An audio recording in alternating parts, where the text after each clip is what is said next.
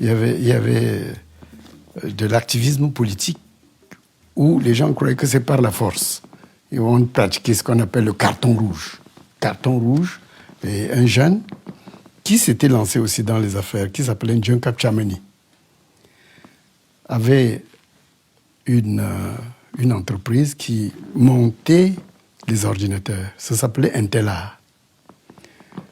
Ce jeune, parce qu'il était l'un des leaders qui faisait brûler les pneus dans les rues, etc., M. Nkadji a été l'un des très grands protecteurs de ce monsieur quand le monsieur s'est mis en difficulté. Et il a fait en sorte que ce monsieur, vraiment, qu'on préserve sa vie. En effet, une chasse à l'homme avait été lancée contre ce leader de l'aile dure du mouvement. Kajy Defosso-Joseph, malgré le climat de tension ambiant, va intervenir auprès de l'autorité de la province du littoral afin que soit levée cette fatwa officieuse. Ainsi, Ndjun Kapchamani va être officiellement logé à l'hôtel Arcade, qui est une propriété du groupe Kajy Defosso, gérée à cette période par Nicole, la fille de l'homme d'affaires. À cette époque-là, on était nombreux là-bas. Ndjun Kapchamani, son épouse, Célestin Monga, les Takou. Une nuit, à l'hôtel Arcade, se déclenche un incendie. Alors, il est organisé immédiatement un bouclage et les auteurs de l'incendie sautent du deuxième étage par terre et sont heureusement maîtrisés et confiés aux forces de l'ordre.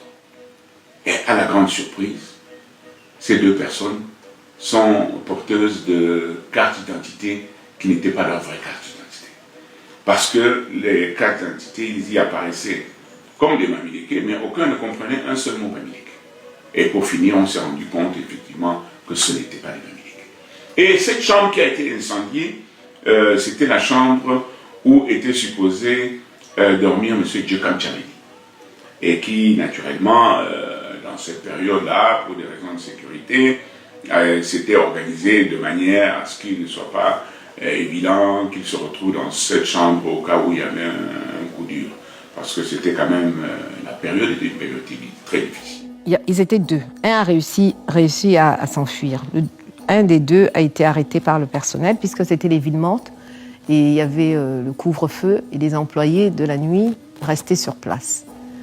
Donc, essayant de s'enfuir, il se fait arrêter. Moi-même, je dormais à l'hôtel, donc il nous a raconté...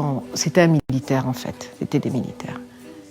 Et au tribunal, on porte plainte, et au tribunal, ce dossier se perd.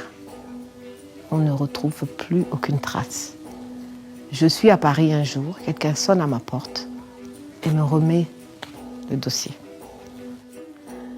Et j'envoie ma sœur.